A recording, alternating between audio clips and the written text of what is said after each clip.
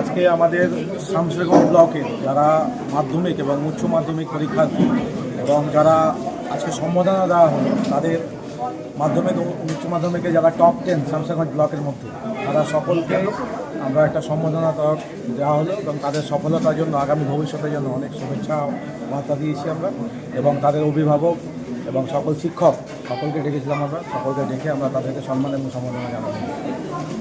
ভালো রেজাল্ট করে শামশেরগঞ্জের মুখ উজ্জ্বল করেছে, আপনিও নতুন বিধায়ক হয়েছেন, কতটা ভালো লাগছে, গর্ব অনুভব করছেন? এটা তো একটা গর্বের বিষয়। আমাদের শামশেরগঞ্জ ব্লকের অনেক ছাত্র যারা 700-র মধ্যে 683ও পেয়েছে, তো এটা আমাদের জন্য অনেক গর্বের এবং তাদের সফলতা কামনা করে আগামীতে আরও যেন এগিয়ে যায় এবং আমাদের শামশেরগঞ্জের নাম আরও উজ্জ্বল করে তারা এবং ভবিষ্যতে তারাও অনেক সফলতা পায়, এটাই আমাদের শুভকামনা থাকবে তাদের প্রতি এবং শামশেরগঞ্জের উন্নয়নে তাদের ভবিষ্যতে যেন আরও এগিয়ে গিয়ে শামশেরগঞ্জের উন্নয়নে তারা যেন অংশীদার হয় সেটাও আমাদের একটা শুভকামনা থাকবে।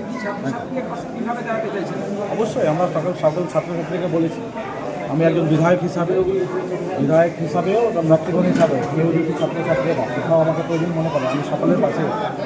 শামশেরগঞ্জের বিধায়ক আপনাদেরকে সংবাদ দেবেন, কেমন লাগবে, কি বার্তা দিবে সমাজকে? সমাজকে এটা বার্তা দিতে চাই যে ভালো এডুকেশন হচ্ছে এমন একটা টুল যার জন্য আজকে এখানে এসে পৌঁছেছি। তো সবাই ভালোভাবে পড়াশোনা করবে। আর একটা কথা যে talent without hard work is nothing, তো কনসিস্টেন্ট ভাবে থাকতে হবে। আমরা দেখি বিশেষ করে সংখ্যালঘু যারা রয়েছে তারা দেখি বয়স হলেই বাবা মা বিয়ে দিয়ে দেয়, তোমার কি ভাবনা রয়েছে? অবশ্য সমাজে এটা থাকতে পারে, যেটা আমি কখনোই অস্বীকার করব না।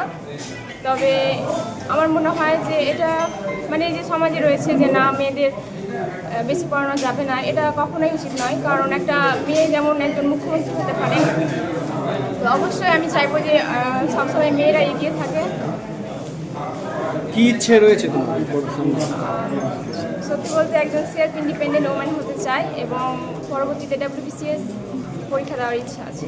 আমরা দেখি বেশিরভাগ যখন ক্যামেরা ধরি একজন ডক্টর নাহলে মাস্টার, এটা ভাবনা থাকে, অন্য ভাবনা কেন? সত্যি বলতে ডক্টর বা ইঞ্জিনিয়ার এটা নিজের একটা চয়েস হতে পারে। তবে আমার যদি বলি, তবে আমি পার্সোনালি ফিল করি যে আমি নিজের জন্য সমাজের জন্য যাতে কাজ করতে পারি তার জন্য আর কি। আপনার স্কুলের নাম? যে নুরুল আলমকে কি বলবেন? সত্যি বলতে আমি কখনো ভাবিনি যে এভাবে সম্মান দেওয়া হবে।